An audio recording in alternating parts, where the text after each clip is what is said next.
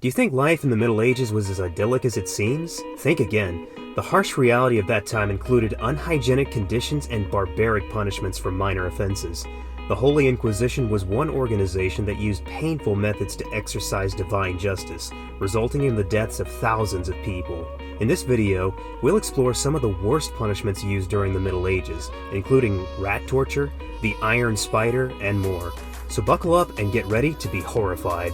Living in a world of castles, kings, and knights might sound appealing, but the reality of life in the Middle Ages was harsh. The unhygienic and hostile environment, combined with barbaric punishments for even minor offenses, makes modern-day problems seem insignificant. The Holy Inquisition often used painful methods of chastisement to exercise divine justice, resulting in the deaths of thousands of people. One such method was the garrote, a chair with an iron collar at neck level. While it was meant to be a humane form of execution inducing a coma, it often caused immense pain and death due to a lack of oxygen.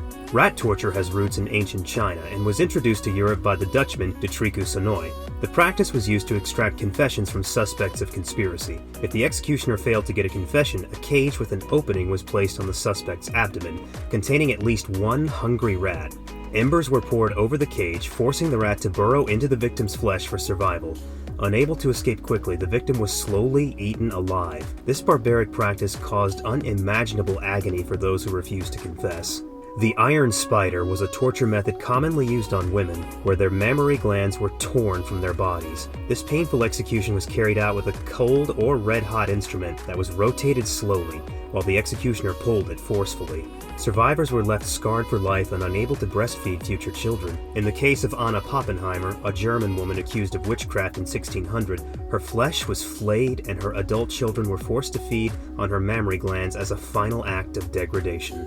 The 𝗨𝘀𝗶𝗱𝗋 is a bronze statue with a horrific history. It was created by Perillus of Athens as a torture device for the cruel and ruthless King Phalaris of Agrigento.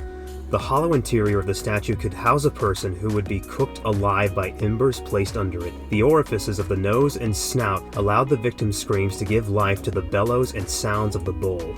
Legend has it that Perillus was the first victim, forced into his own creation by Phalaris to test its effectiveness. The iron chair, used as a punishment for crimes like adultery, witchcraft, and murder, was a torture device filled with spikes. Unlike the bed of nails, the iron chair caused slow and excruciating pain. The prisoner was restrained with metal straps and rods, and as an interrogation progressed, the executioner tightened the latches, causing the spikes to pierce deeper into the skin. In addition, burning coals could be placed under the chair to cause severe burns. Death often occurred from infections after days of agony. The drunkard's cloak was a punishment for rowdy individuals in medieval times who caused disturbances while drunk. Unlike other punishments, it was more embarrassing than painful, with the culprit being forced to wear a modified barrel as clothing and parade through the streets enduring taunts and insults from citizens, and sometimes even buckets of ice water. The aim was to raise awareness of the consequences of alcohol abuse.